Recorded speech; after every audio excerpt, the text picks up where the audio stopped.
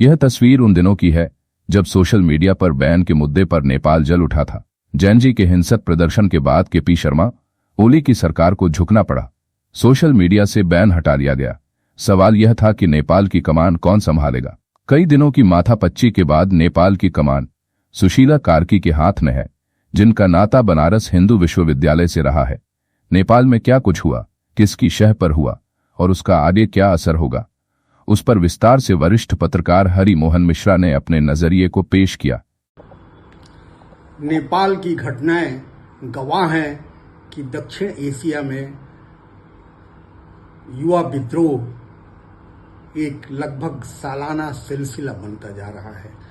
2022 में श्रीलंका, 2024 में बांग्लादेश, 2025 में नेपाल और इस बीच थाईलैंड भी इस दौर से गुजर चुका है।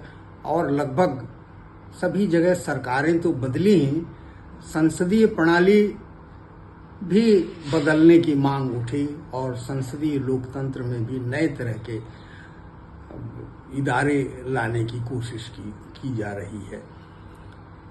तो इससे आशंका बढ़ गई है कि क्या भारत में भी ऐसा जैन जी विद्रोह हो सकता है।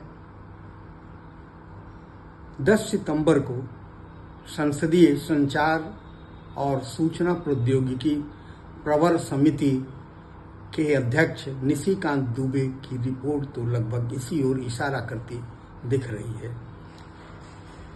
रिपोर्ट में कहा गया है कि दक्षिण एशिया के देशों श्रीलंका, नेपाल, बांग्लादेश वगैरह तमाम की घटनाओं के मद्देनजर यह जरूरी है कि सोशल मीडिया प्लेटफॉर्मों पर फेक न्यूज़,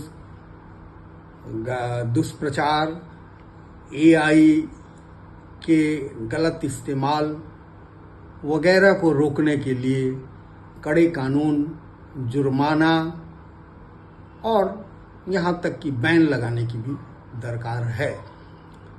तो सवाल यही है कि नेपाल में जो कुछ हुआ अभी हाल में और श्रीलंका या बाकी देशों में जो हो चुका है, जिन वजहों से ये चीज़ें हुई हैं वो सब भारत में मौजूद है। नेपाल में भले ही चिंगारी सोशल मीडिया पर प्रतिबंध की वजह से उठी, लेकिन जैन जी जो सवाल उठा रहे थे वो भ्रष्टाचार, भाई भतीजावाद और आर्थिक तंगी, बेरोजगारी और ऐसे ही मुद्दे जिनसे कि लोगों का जीवन त्रस्त था, ये सारे मुद्दे कमोबेश भारत में भी अरसे से खड़े हैं। बेरोजगारी की दर आधी सदी में सबसे ज़्यादा है। इसी तरह गैर बराबरी का आलम यह है कि भारत में प्रति व्यक्ति आय करीब 2.25 लाख रुपए सालाना है, जिसमें से अगर बड़े कारपोरेट और उच्च वर्ग की आमदनी घटा दी जाए तो यह आधे से भी कम हो जाता है। इसी तरह अगर ऊपरी 10% तबके की आमदनी घटा दी जाए तो प्रति व्यक्ति सालाना आमदनी औसतन 70,000 रुपये से भी नीचे पहुंच जाती है।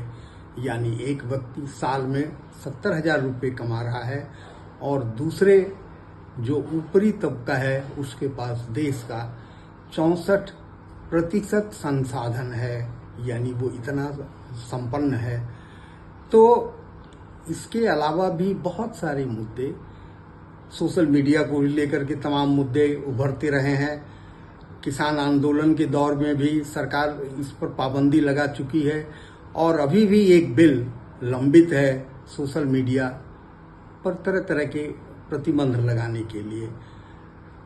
सरकार और निशिकांत दुबे तो खुलकर यह आरोप कांग्रेस नेता राहुल गांधी पर लगाते हैं कि वे जैन जी विद्रोह कराने के लिए टूलकिट की तरह काम कर रहे हैं और वो सब कुछ कर रहे हैं। हाल में अगर गौर करें तो देश में बिहार कांग्रेस ने एक वीडियो जारी किया जो AI संचालित है और उसमें प्रधानमंत्री मोदी की मां सपने में आती हैं और उनसे कुछ सवाल करती हैं। इस विवादास्पद वीडियो पर दिल्ली पुलिस ने मुकदमा दायर कर लिया है। तो ये बहाना बन सकता है और सरकार जैसे जैसे मुश्किलों में फंसती जा रही है उससे तमाम तरह की बातें उठ सकती हैं। लेकिन असली मुश्किल यही है कि जैसे नेपाल में सोशल मीडिया प्रतिबंधित चिंगारी बन गई और कई जगह 8 और 9 तारीख को भयंकर आगजनी, यहाँ तक कि संसद जला दी गई, जुडिशियरी जला दी गई और तमाम संस्थान सचिवालय जला दिए गए, यहाँ तक कि पूर्व प्रधानमंत्री खनल की पत्नी भी उसमें अपनी जान दे बैठी। तो ऐसी घटनाएं, हालांकि जेन जी इससे इनकार करता है और कहता है कि कुछ उपद्रवी तत्व उसमें शामिल हो गए थे, लेकिन बगावत की ऐसी आग श्रीलंका में भी दिख चुकी है और बांग्लादेश में भी दिख चुकी है। तो निश्चित रूप से भारत सरकार को सावधान होना चाहिए। भारत में नहीं होने की एक बड़ी वजह यह बताई जाती है कि इसका आकार बहुत बड़ा है, इसलिए कोई एक राज्य या एक राजधानी उसमें विद्रोह में अहम भूमिका नहीं निभा सकती और समूचे देश में इतनी विविधता है कि वो उस तरह से विद्रोह खड़ा होना मुश्किल है। लेकिन अगर युवकों का गुस्सा उठा या देश में नाराजगी उठी जिसकी कि सभी तत्व मौजूद हैं तो मुश्किल स्थितियां आ सकती हैं। तो क्या सरकार को सोशल मीडिया पर प्रतिबंध लगाना चाहिए? मुश्किल लगता है, क्योंकि जो मध्यमार्गी मीडिया है, मुख्य धारा की मीडिया है, वह सरकारी पक्ष को ज़्यादा रखने में यकीन कर रही है, इसलिए लोग सोशल मीडिया पर ही ज़्यादा भरोसा कर रहे हैं और उसे देख रहे हैं। तो अगर ऐसी कोई पहल सरकार करती है तो निश्चित रूप से वह नाराज होगी। इसलिए हमें इन सब घटनाओं से सबक लेकर के अपने को सुधारना चाहिए।